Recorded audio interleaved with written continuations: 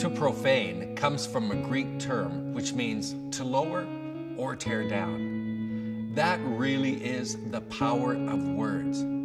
They are a powerful force that can be positive or negative. Words can tear down. They can tear down confidence. They can tear down self-dignity. They can tear down hope. They can even tear down courage. And when that happens, we watch behavior change. And really, behavior goes downhill. I can think of a young man that I was teaching who was in grade 7. And this young man in the school really did have a lot of problems. He did not pay attention in class. He was continually disruptive, and he was hard to work with.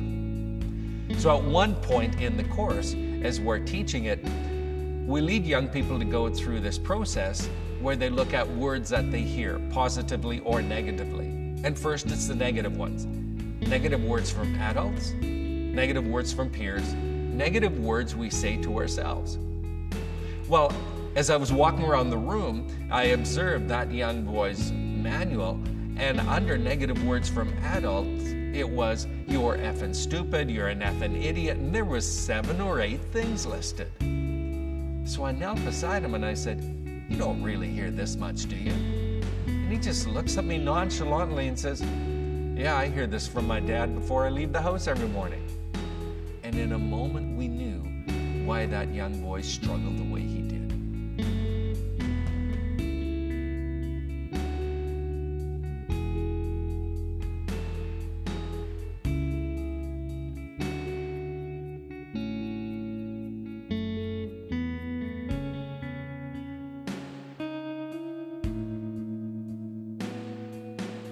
Bullying beats people down with words, using them as offensive weapons that build emotional scars that take a long time to heal.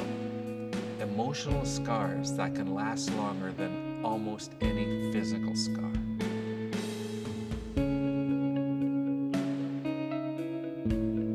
And you see, herein lies the problem.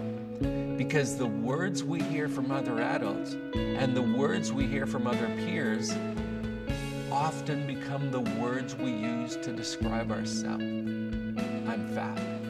I'm stupid. I'm no good. I'm hopeless. I'll never make it.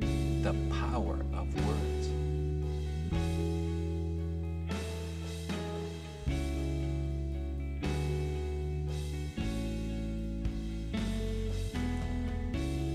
So our challenge is, we need to be thinking of the impact of our words. Let's think of words like labels. Every time we say a negative word to someone, it's like a label that sticks. And at first it may seem like there's only 1 or 2, but then there can be more and more. And after a period of time, it's like we're covered by these negative labels. Would we want to walk around like that? And yet we do.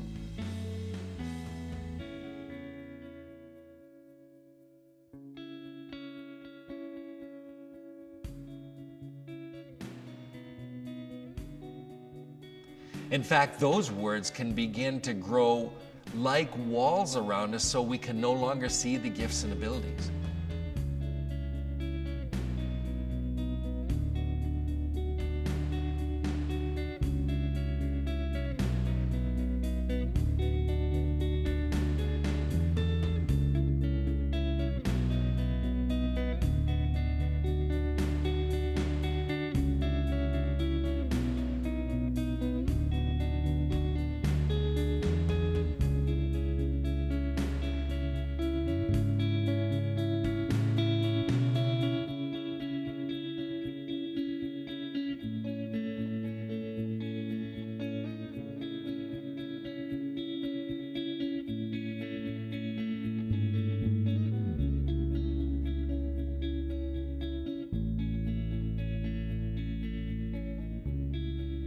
So when we speak those negative words, it becomes like a burden that stays with people, weighing them down.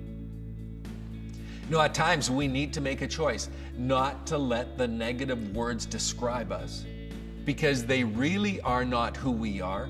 Who we are the gifts and abilities inside that everyone is designed and created with. That's who we really are. So as we think of words and we think of how we speak to others, we need to realize the power of them and then be intentional. It takes at least 7 positive words to begin to negate one negative word. But that's what people builders do. People builders build. So what words are you using on others? And what words are you using on yourself?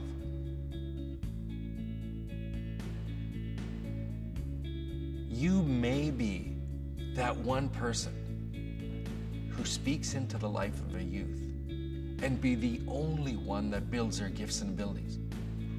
You may not know what goes on at home.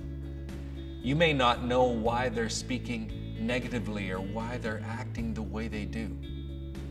But what if you, instead of pointing those things out, speak to their gifts and abilities? I believe in you. You're kind. You're smart. You're a great artist. You're encouraging. You're creative. You're intelligent. You're a leader.